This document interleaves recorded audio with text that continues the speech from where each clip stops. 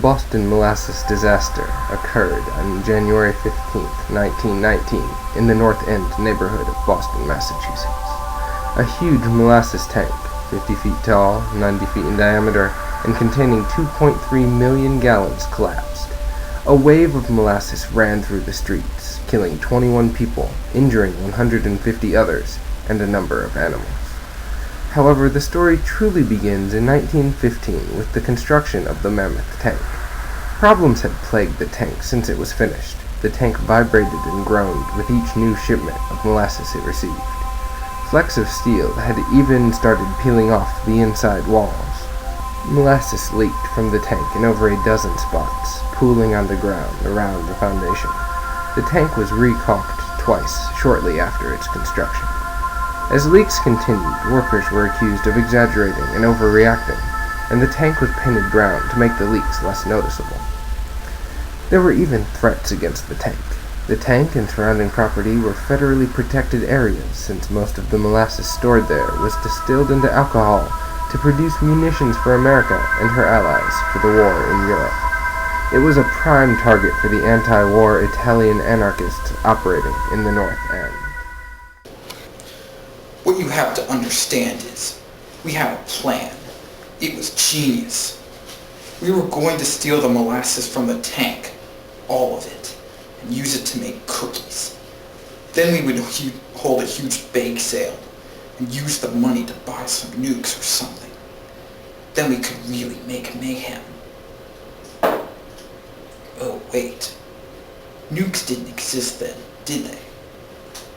Right. Well, it doesn't matter, does it? They managed to do worse than we even dreamed. They screwed up the tank and wiped out part of the city. They're the real terrorists. We should get them a medal or something.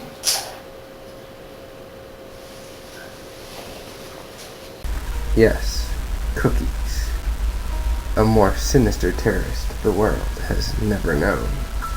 However, the tank did not burst because of terrorists, but because of shoddy workmanship. It was likely insufficiently tested and simply overfilled. Recently I had a chance to sit down with a man pretending to be Stephen Puleo, the author of Dark Tide, the only book written on the subject of the Boston Molasses incident.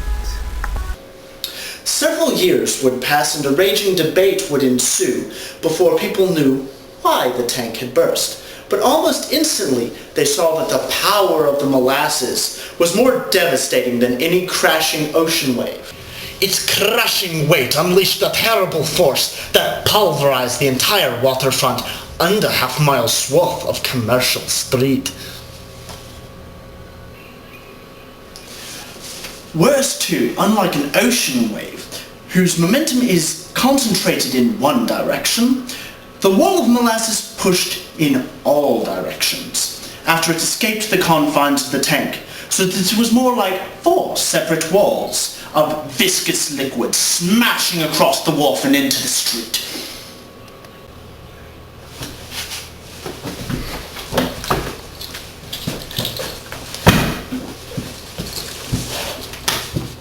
Add to that the speed with which the molasses traveled, 35 miles an hour initially, the fact that the tank itself disintegrated into deadly steel missiles, and that thousands of fastening rivets turned into lethal steel bullets.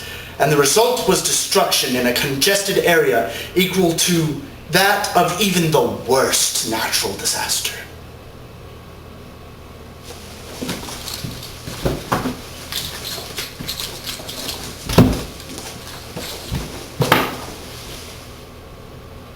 I am Stephen Puleo, and this is an excerpt from my book, Dark Tide, now on shelves, 1495. The immense wave of molasses, which was estimated at 15 feet high and traveling at 35 miles per hour, put a cruel, ironic twist on the phrase, slow as molasses.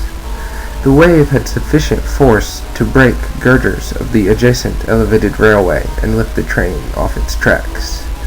Nearby buildings were destroyed, and several blocks were flooded with molasses 2 to 3 feet deep. The flood claimed 21 lives and injured 150. The following is a reenactment of what may have been one poor man's last moments. Possibly.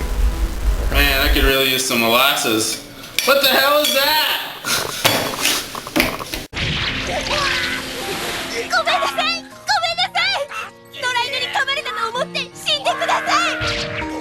まあ結構しぶとい目で。うら。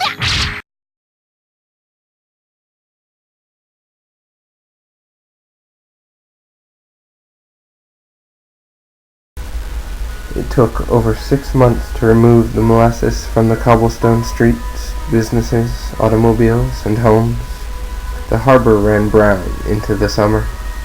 Residents filed a class action lawsuit in 1920 against the company that owned the tank. Colonel Hugh W. Ogden found the company liable for the disaster.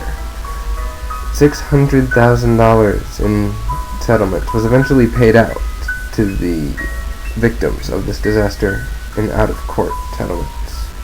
That equates to roughly $6.6 million today. The tank was never rebuilt. We leave you today with an imaginary testimony of a pseudo-survivor of the Boston Molasses tragedy of 1919. It was horrifying. I was eating my lunch, bothering nobody, when I hear a sound like a machine gun, followed by a muffled roar. Next thing I know, wet brown hell broke loose, flooding everywhere. A giant, choking brown wave. It was huge, faster than any man could have run. There was just no escaping it if you were in its way. Houses seemed to cringe up as if they were made of pasteboard. I remember one policeman shouting into a phone, "Holy Mother of God, send everything you can. Something terrible's happened." I didn't know what it was at the time. I just wanted to get away. Who knew molasses could do that? It took them weeks to clean up. It was brown, sticky, the water in the harbor. I can still smell it today.